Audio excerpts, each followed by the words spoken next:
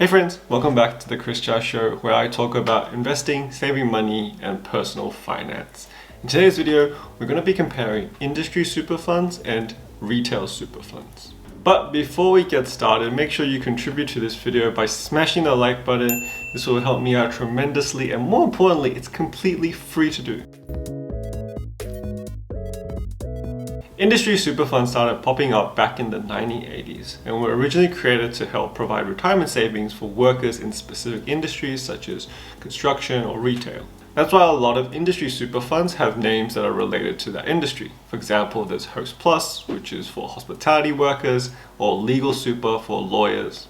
Nowadays, most industry super funds are open to everyone. However, some of the more smaller ones are still limited to specific workers in that industry.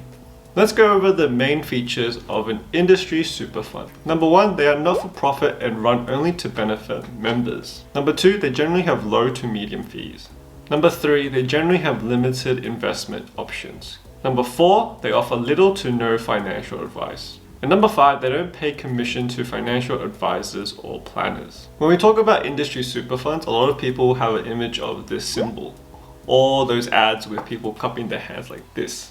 This symbol is the logo for Industry Super Australia, the ISA, with the peak body for 15 super funds that are members of the organisation. As I'm filming this video in February 2021, there are 15 industry super funds that have this logo. They are Australian Super, CBUS, Hester, Host Plus, MTAA Super, Care Super, NGS Super, LUCRF Super, Media Super, TWU Super, Energy Super, First Super, Maritime Super, Legal Super, and REI Super. It's important to note there are industry super funds that are not part of ISA, for example, Sun Super or REST.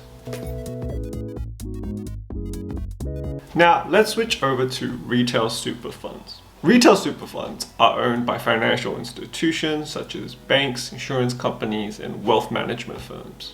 For example, there's BT Super, which is owned by Westpac, or OnePath, which is owned by ANZ. Unlike industry super funds, retail funds generate profits, which are often returned as dividends to shareholders. So technically no super fund in Australia is allowed to make a profit because they're all trusts, but retail super funds can outsource day-to-day functions to related groups or subsidiaries, and they can make a profit. Most retail super funds range from medium to high costs. Generally speaking, most retail super funds will offer you personalized service and advice. Retail super funds usually also have a wide variety of investment options to choose from. Retail super funds may pay fees to financial planners or advisors. Before we compare industry and retail super, for full transparency, I'm going to let you know that I am with an industry super fund, specifically Australian Super. I've been with them for the last 3 years, and before that I was with REST Super. If you watch my beginner's guide to superannuation, you'll know that two important factors to consider when picking a super fund is fees and performance. So let's start with fees. The Superannuation Productivity Commission Inquiry Report, that's a mouthful, released in 2019 found that retail super funds had a materially higher fees than not-for-profit funds. You might be thinking, oh, it's just a little bit more in fees, that's nothing. Well, that is incorrect. An increase of fees of just 0.5% can cost the typical full-time worker 12% of their retirement balance. That's roughly $100,000 when they retire. Let's move on to performance. The same productivity report found that on average, not-for-profit funds outperform their retail counterparts by 1.98%. An important thing to note is that past performance is no guarantee of future results, which means that while on average, industry super funds have outperformed retail super funds, that isn't guaranteed to happen for the future. You can also see similar trends in performance looking at the 2020 Fat Cat Funds report by StockSpot. The report looked at performance of super funds over 5 years across 4 different investment options, including aggressive growth, balanced, and moderate. From the report, we can see that the 10 worst performing funds across all 4 categories were all retail super funds. In fact, one retail super fund had a negative 2.2% return. Granted, there was a pandemic happening, but a negative 2.2% return is pretty low.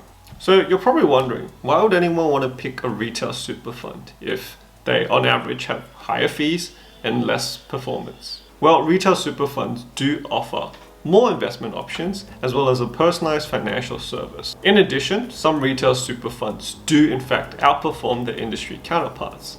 The most important thing when you're comparing industry and retail super funds is to do your own research, do your due diligence, and thinking about which factors matter to you before picking one. Thank you for watching. I hope you enjoyed this video. As always, an important disclaimer, I am not a financial advisor, this is not financial advice. This video and my channel is for general information only. As with anything in life, you should do your own due diligence and seek independent advice.